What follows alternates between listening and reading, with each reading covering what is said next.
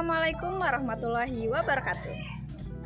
Halo teman-teman, perkenalkan nama saya Rika Heryani dengan NIM 2111E1046 dari Prodi D3 Analis Kesehatan. Nah, di sini saya akan menjelaskan tugas mata kuliah ilmu bahan yang telah diberikan oleh dosen kami, yaitu Ibu Sandra Amalia Riyadi MSI. Tonton terus videonya ya.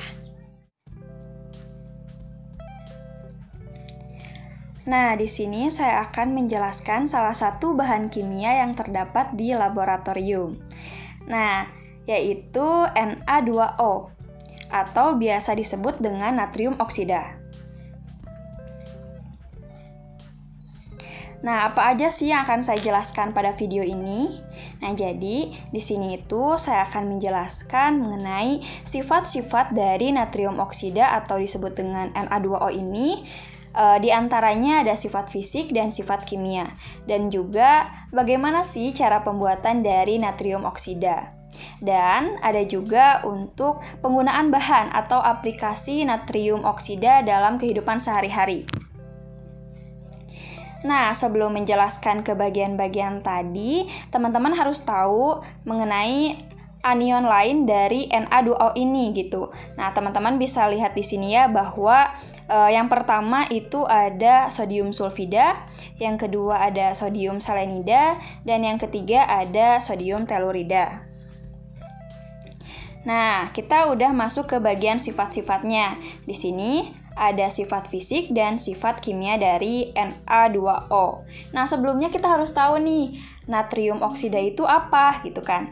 Nah, jadi natrium oksida itu adalah senyawa anorganik dari rumus Na2O.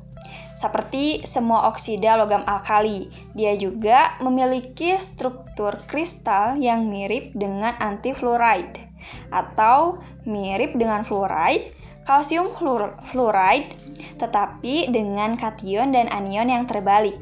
Jadi yang sesuai dengan wajah berpusat kubik. Dapat juga dikatakan bahwa natrium oksida ini adalah anhidra natrium hidroksida karena bereaksi dengan air untuk membentuk 2 mol senyawa ini. Nah, teman-teman bisa lihat ya reaksinya bahwa Na2O yang direaksikan dengan H2O itu akan menghasilkan 2NaOH gitu. Nah, natrium oksida itu memiliki berat molekul sebesar 61,98 gram per mol dengan massa jenis 2,27 gram per cm kubik. Nah, titik lelehnya yaitu 1275 derajat Celcius dan kelarutan dalam airnya yaitu bereaksi hebat dengan natrium hidroksida. Nah, terus bagaimana sih warna dari natrium oksida ini? Jadi, natrium oksida ini dia itu tidak memiliki warna atau dia itu terkadang berwarna putih juga gitu. Nah, untuk bentuknya, bentuk dari natrium oksida ini seperti kristal kubik. Nah, selanjutnya di sini bagaimana sih cara untuk membuat natrium oksida? Nah, jadi natrium oksida ini diperoleh dengan reaksi kimia yang teman-teman bisa lihat di layar gitu. Di sini ada 4 reaksi kimia. Yang pertama itu dengan adanya natrium peroksida. Nah, jadi reaksi natrium dengan oksigen. Nah, campuran yang terdiri dari 20% natrium oksida dan 80% natrium peroksida. Nah, teman-teman bisa lihat di sini ya reaksinya bahwa 6Na bereaksi dengan 2O2 akan menghasilkan Na2O2 yang bereaksi juga dengan 2Na2O.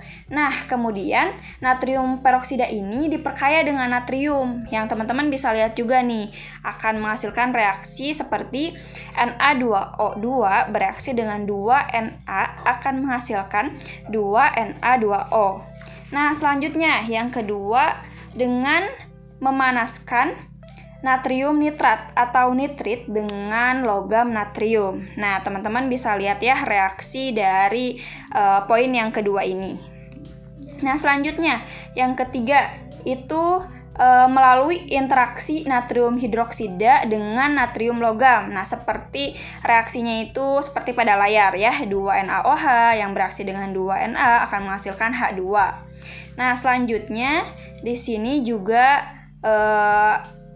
dengan kalsinasi natrium karbonat yang teman-teman bisa lihat reaksi kimianya akan seperti apa gitu. Tetapi pada poin keempat ini suhunya itu harus 851 derajat Celcius seperti itu. Jadi harus memperhatikan suhu. Nah, lantas apa sih penggunaan dari natrium oksida atau aplikasinya? Nah, jadi natrium oksida ini digunakan sebagai reagen untuk berbagai sintesis. Nah, untuk pembuatan natrium hidroksida atau zat lainnya gitu. Nah, penggunaan utama natrium oksida yaitu dalam pembuatan gelas. Nah, digunakan dalam keramik atau gelas meskipun dalam bentuk mentah gitu, tapi natrium oksida ini umumnya membentuk sekitar 50% dari komposisi kimia gelas itu gitu kan. Nah, mungkin itu saja yang dapat saya sampaikan. Mohon maaf apabila ada kesalahan dalam penyampaiannya. Wabillahi taufiq wal hidayah. Wassalamualaikum warahmatullahi wabarakatuh.